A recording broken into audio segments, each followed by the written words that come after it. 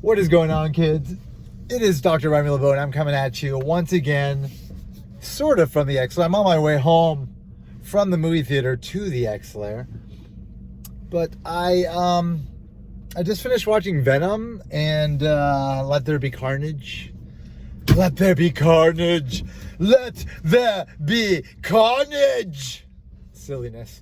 I just got through watching Venom 2. Now this is a spoiler review, people. Spoilers. I'm about to spoil some shit. If you don't want to hear it, don't watch this video right now, because I don't want you to get spoiled from the best part of the movie, which is 5, 4, 3, 2, 1, the after credit sequence, the mid credits sequence. My fucking god. I did not expect that one fucking bit.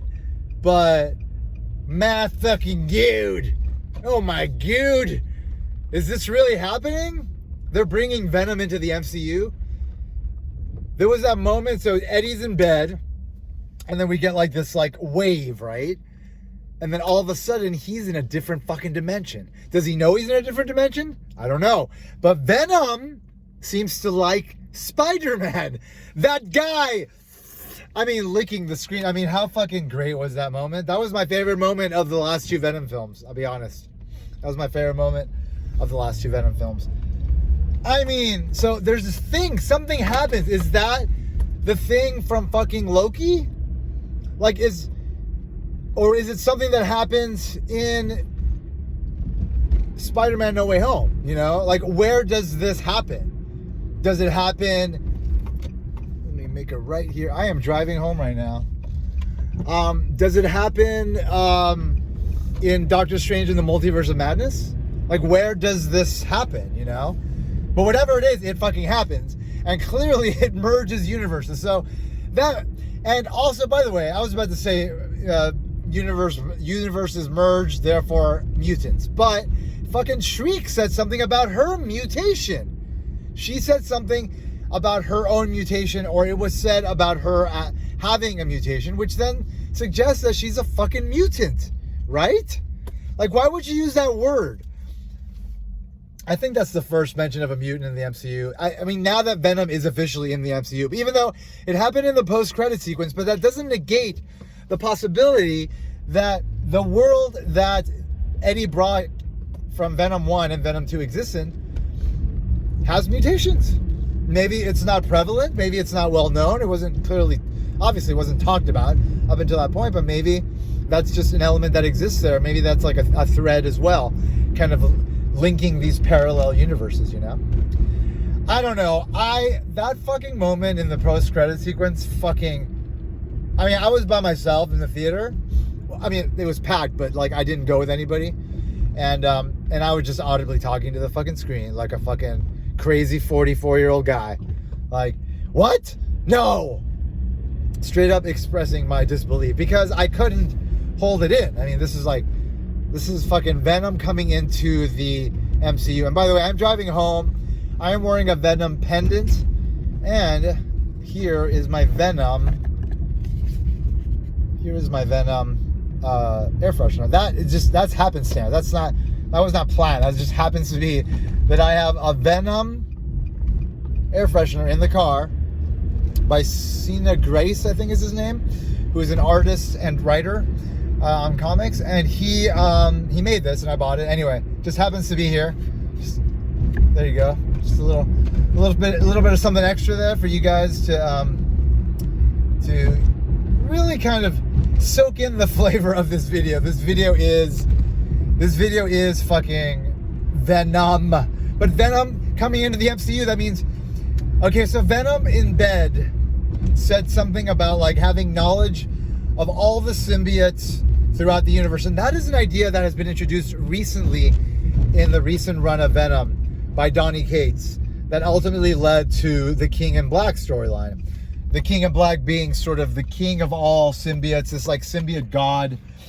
And it's just this epic fucking story that took over the entire MCU. I mean, Marvel 616 universe, which is the comic book universe. It was a big crossover. It was big and people love it.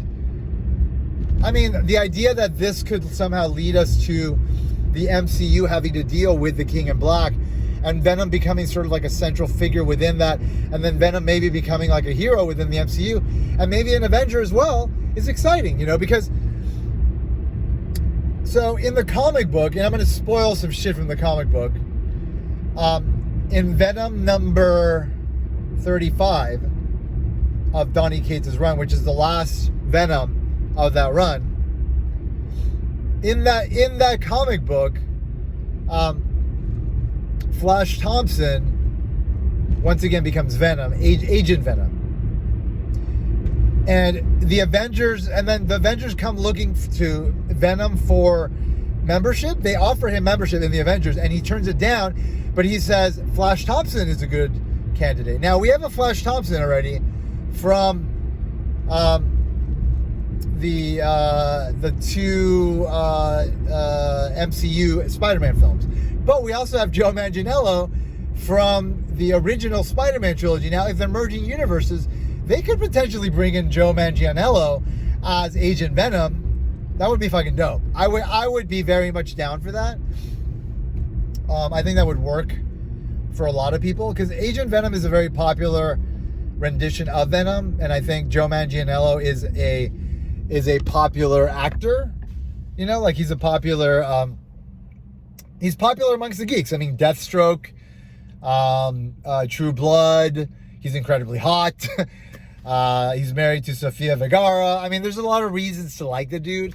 He's actually a geek himself. He's into D&D and shit like that. So the dude, I think, would work as Agent Venom, at least like the initial rendition. Then maybe you could use the dude from the MCU, like Far From Home and No Way Home. Not No Way Home. What was the first one? Homecoming. The dude that played Flash Thompson in those two, you could use him later for something. But, for now, I mean, if you want to just bring in an Agent Venom, you could fucking do it if things are what they seem. Anyway, so there was a moment where Venom has that moment of like, I have knowledge from all these symbiotes. It was in a post-credit sequence. I'm wondering if that was even in the original script, I mean, clearly Donny Cates has been developing these ideas for a few years now, and people have been really taken to them.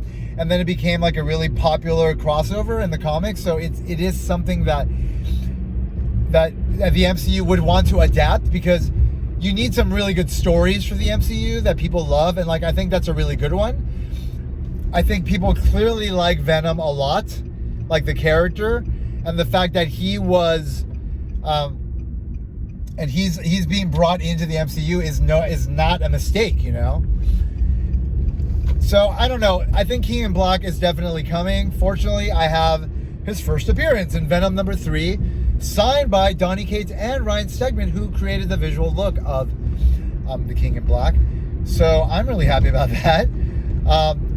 I'm just really happy about the prospect of this even going to that level of like of storytelling in the MCU, like interweaving these characters that much. I think this bodes well for like the MCU's continuing use of Spider-Man. I think people have been speculating that the contract that they signed after Civil War and I think Infinity War to add more appearances is over, but people were worried that they weren't going to renew it, and I think they're definitely going to renew it. Like, why would you not renew it? All this shit is money in the fucking bank for everybody around. Yeah, the more appearances of these characters together, the better, and it doesn't make sense for them to split them up.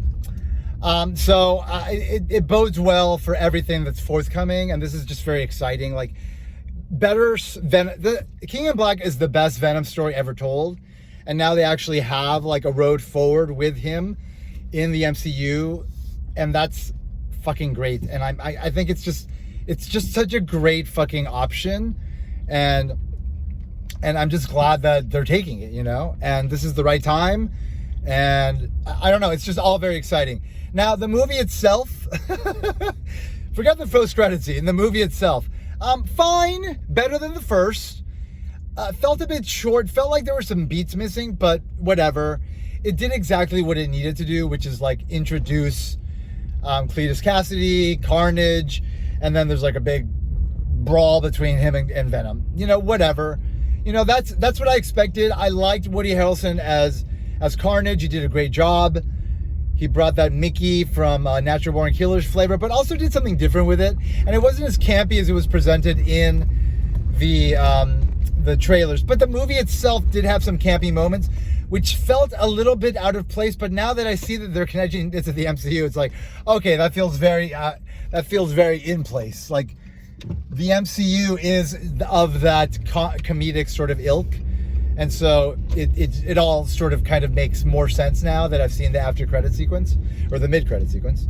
Remember that, guys. Mid credit. There's nothing after the end of the credits. So you can leave after the mid if you're gonna go see it again. But at this point, you've already seen it because you wouldn't be watching this video if you had not seen it. Let's be honest about that.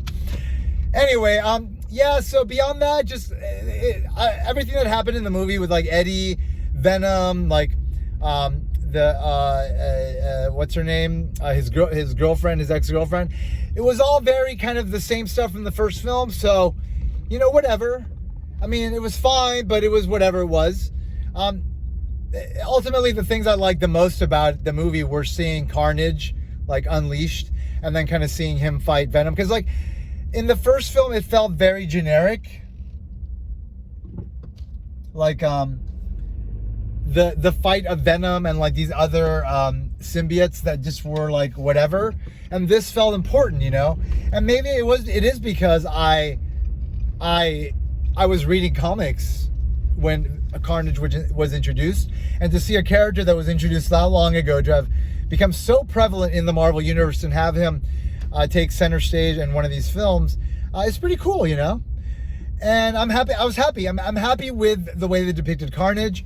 Now, the fact that Venom ate his head and the symbiote as well, that might mean that they could reform inside of Venom. A. B. I thought for a second when they did it, I was like, if they merge universes, like, they could bring Carnage back. And that's probably why they killed him. Because what happened in the end of... What happened in that... end credit sequence with that like that big sort of flash thing that happened. It was like a what is that called when there's an explosion, there's like reverberations, I guess. I don't know. Whatever it was, clearly there was some event that fused the universes, and that means that there's probably another Carnage out there. So we haven't seen the last of Carnage, but we've seen the last of this Carnage. But hopefully Woody Harrelson will come back, because I think he did a great job, and I look forward to more with that. But what I really want to see now is Venom with a spider symbol on his chest. For God fucking sake, like, I want to see this. You know, this is the Venom I know and love. This is Venom by Todd McFarlane, straight out of like his first appearance. Like, this is Venom, you know. It's not Venom without the spider symbol. It's Venom. But now there's like a different symbol that represents this King in Black. So it's evolving in the comics, but still, I want at least a couple of moments or movies where Venom is Venom as he looks in the fucking comics. OG look, the fucking dope, iconic, this like look. I think that's like the best look. And I hope we get that. Overall, fine film. You know, better than the first. I'm going to watch this probably often, meaning like, you know, maybe twice a year from now on, because it's enjoyable enough. I have not been watching the first Venom again because it was not that great. I mean, there were elements of it that I liked, but now that we're past the origin story and all this other shit that we don't need, like, we can just go into like the symbiotes, and now that we're in the MCU, well, like, the sky's the limit on where we could go, and I'm really excited about it. Anyway, just wanted to get those thoughts down. I wanted to get them before I got home because I was excited and I wanted to talk about it because that was a pretty fucking exciting moment that I just experienced. Anyway, thank you all for watching my video. Hope everybody's doing well out there in these wild and crazy times. I recommend you check out the Veve app, Veve. They're dropping Marvel NFT comic books. This started about a month ago, so it's still fairly new. The app is going to start allowing people to cash out within like 2 weeks. So if you go in now, there's going to be big changes coming as far as like people coming into the market. So it might be a good time to kind of get in early and like scoop up some of those comics that have already been released. The prices are all over the place. It's like a very volatile market, but it's kind of a fun time. So check that out. I've been fucking around with that, so I've been having a good time with that. Anyway, I hope everybody's doing well. I hope everybody is staying safe. And, you know, as always, I want to remind you, if you haven't already, you better put an X in the box because ain't nobody checking me. Take care, folks. Bye-bye.